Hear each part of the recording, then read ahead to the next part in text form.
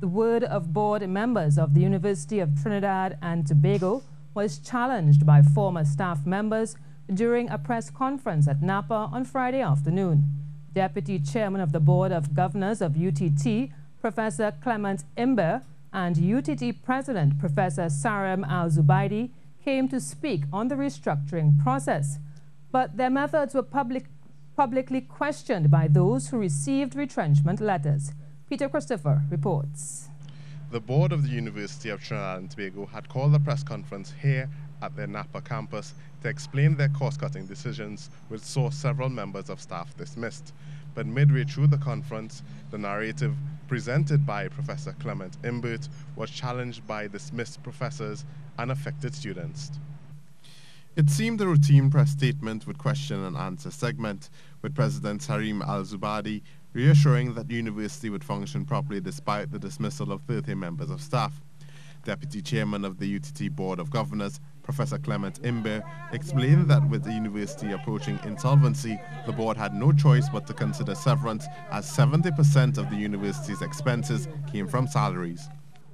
How do we go about this thing? Hoping that the next budget things will improve, it did not. So it took some time for us to really get down there and see how could we live within our means. And I was more to our surprise, we found out that yes, we could live within our means because in fact UTT was overstaffed.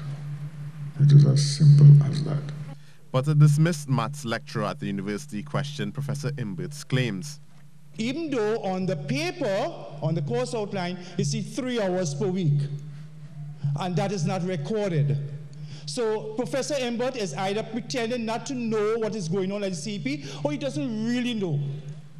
I am not amazed at his labyrinth of foolishness this afternoon.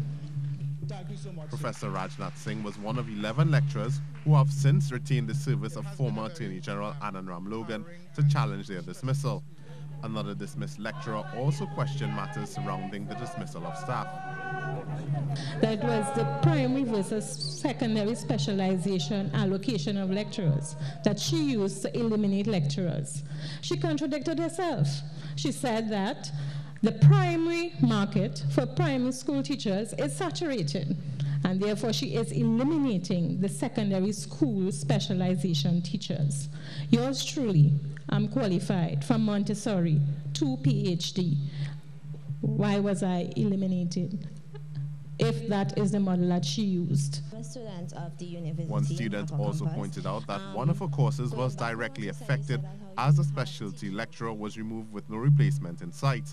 Professor Imbert, however, remained steadfast in his stance that the board had acted in the best interests of the university. Peter Christopher, C News.